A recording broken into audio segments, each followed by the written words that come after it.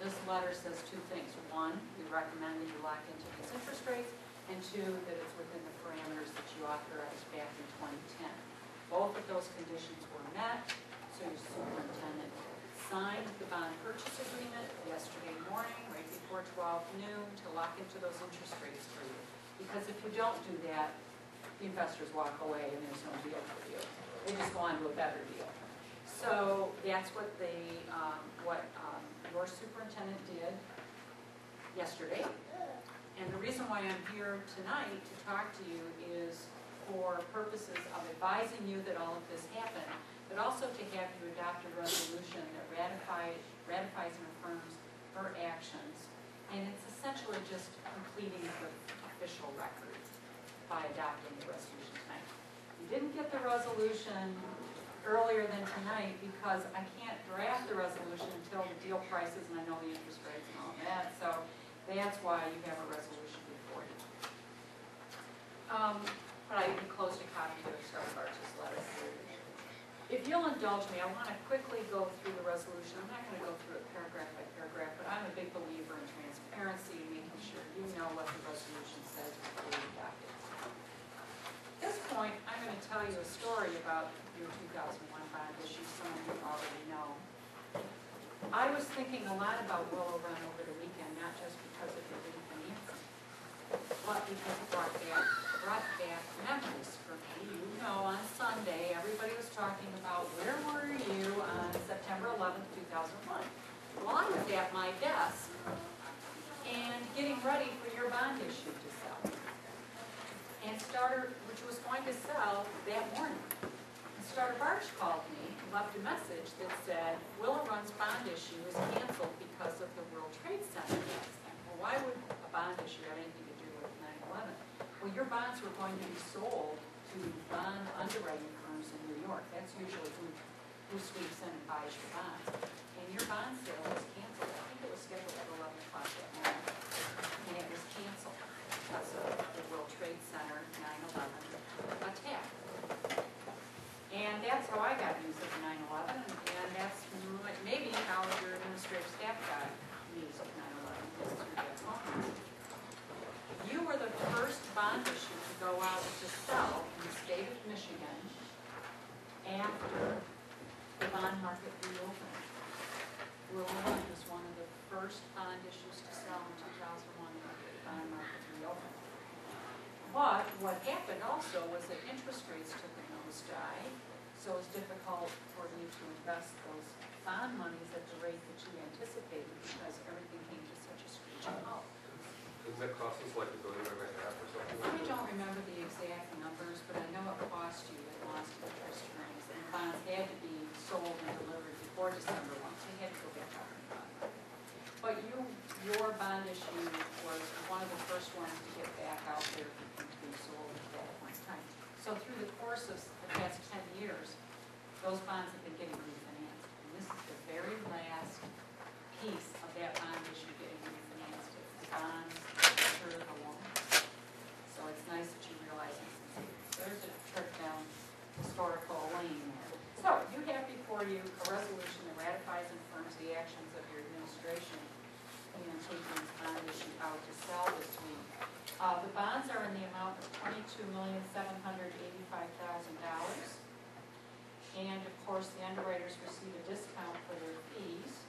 It comes right off the top of the bond issue. So when I tell you that you have savings of over $1 million, that's already taking out all the fees related to the bond. That's net of all the fees. These bonds are going to close on September 29th, 2011, if you turn over to the next page. And you have maturities from 2021 to 2031, which is the same length of time as the previous bonds that are being refinanced. And yet you're paying over $1 million less in interest for that. And these bonds can be refinanced. Now, under market standards, these bonds can be refinanced beginning on or after May 1, 2021. So we have to wait another 10 years. But these bonds could be refinanced also if you get any savings. And the terms and conditions for refinancing those bonds are set forth on page 2. If you flip over to page 3, we're closing this bond issue September 29th. On November 1st, that's when we pay all the prior bond owners off for the bonds that they're holding. So between September 29th and November 1st, your bonds are held in escrow with Huntington National Bank. That's paragraph 6 on page 3. And those bonds, bond money's invested, that bond money will be invested in the U.S. Treasury security in your name. And they'll be held in trust until we need to pay the bond on trust November 1st. There are fees associated with this bond issue. That's set forth in paragraph number 7A. You have to pay the Department of Treasury, you have to pay your financial advisor, you pay your underwriters, you pay me, you pay the rating agency, you pay the printers. You know, everyone involved in this transaction gets paid out of the bond proceeds, and that leaves $22,370,625 to pay off the prior bond owners. These bonds are insured. One question. Yes. How do you determine that Huntington Bank would be a holder? Thank you. Huntington Bank, you took bids. Oh, that's right. And you knew the answer to that question, don't you? Huntington National Bank was the lowest bidder. The individuals in that corporate trust department at Huntington National Bank have been involved in this type of work for over 30 years. They do a very nice job, and their fee was the lowest. That's Ellen Campbell and Rodriguez, probably.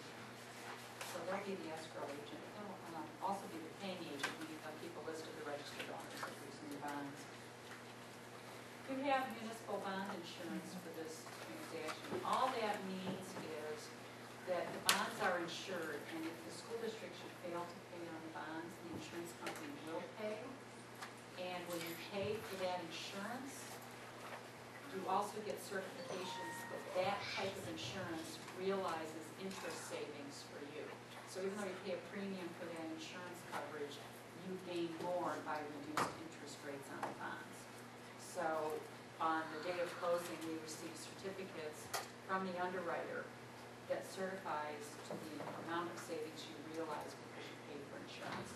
So that's a good thing. It's a good thing to have that in mind. And finally, on the last page, page 4, we had certain marketing documents that were used to market the bonds, disclosure documents, we call those official statements, and they're approving the use of those official statements and the printing of those official statements. And attached as exhibits, when you get past page 5, we have 2 exhibits. The first one is the new interest rates on your bonds, ranging from 3.75% to 5%. And behind that is just a reallocation of your debt levy, because now you'll take the debt levy that you had levied for 2001 bonds, and we just reallocate it over to the new bonds, because the old bonds are going away, new bonds are stepping into the shoes of the old bonds, so you reallocate the debt millage you're levying and collecting now over to the 2001 bonds. Because this is a resolution about bonds, I recommend you adopt it by roll call vote.